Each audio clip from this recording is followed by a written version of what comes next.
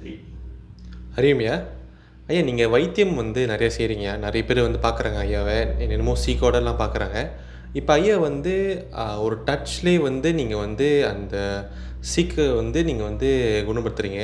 இது வந்து மகிமையாயா? இல்லை மிரிக்கலா? இது என்னதுயா?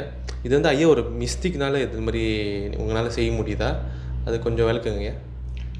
அறியும். நல்ல கேள்வி.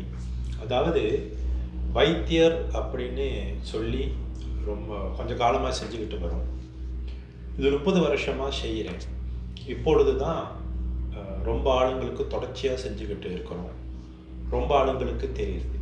இது முக்கியமாக என்ன விஷயம் இதில் இருக்குன்னா, ஒரு ஆளை வந்து ஹீல் பண்ணுறோம். ஹீல் பண்ணுறோன்னா ஒரு ஆற்றல்.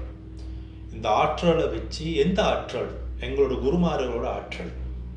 தபஸ் சக்தி, தியான சக்தி, ஜபசக்தி, பூஜை சக்தி, அந்த ஒழுக்கத்தின் சக்திகள் எல்லாமே எங்களோட குருமார்களோட தபம் சக்திகள் இருக்கு. அந்த தபம் சக்திகள் வந்து அந்த தபம் சக்தி மூலயமாக ஆளுங்களை குணப்படுத்துறது தான் இந்த வைத்தியர். 30 வருஷமா வந்து ரொம்ப ஆளுங்களுக்கு தெரியாது. இப்போ தொடர்ந்து ரொம்ப ஆளுங்களுக்கு தெரியுது, ரொம்ப ஆளு வராங்க. இதை என்ன செய்வோன்னா, வந்து அவங்கள பார்த்த கையோடு என்ன பிரச்சனை தெரியும்.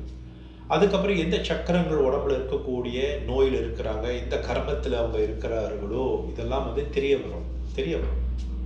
அடுத்ததாக அவங்க உடம்பை தொட்டு சில கழுத்து பாகம், தலைப்பாகம், இவ்வளோதான், வேற எதுவும் தெரியாது. அது தொடரும். அந்த அது தொடும் பொழுது என்ன நடக்கும்னா, நிறைய ஆற்றல், அதான் சொன்ன மாதிரி தபம் சக்தி, தியான சக்தி, ஜபம், இந்த சக்திகளெல்லாம் உள்ள போது அந்த அவங்க உடம்புல பூரும் பொழுது நிறைய சீக்குகள் குணமாகும், நிறைய பிரச்சனைகள் குணமாகும். சக்கரத்தில் இருக்கக்கூடிய விஷங்கள், செய்த பாப்பத்தின் வினைகள் எல்லாமே குறைய தொடங்கும்.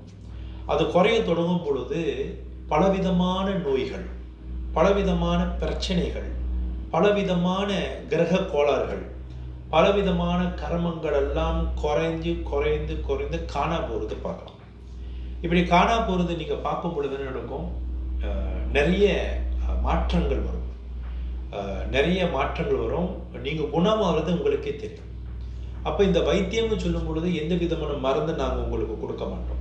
சாப்பாடு என்ன சாப்பிடணும் இதெல்லாம் சொல்லி கொடுப்போம். அதே நேரத்தில் வந்து நாங்கள் உங்களை தொடர்றதில்லை. எங்களோட குருமார்களோட ஆற்றல் தான் உங்களை தொட்டுக்கிட்டு இருக்குது, உங்களை குணப்படுத்துறதுக்காக. அதாவது நம்மளோட சமுதாயம் இருந்தாலும் சரி, எல்லாம் சமுதாயம், இறைவன் படைத்த அனைத்து பொருளும் கஷ்டப்படுது.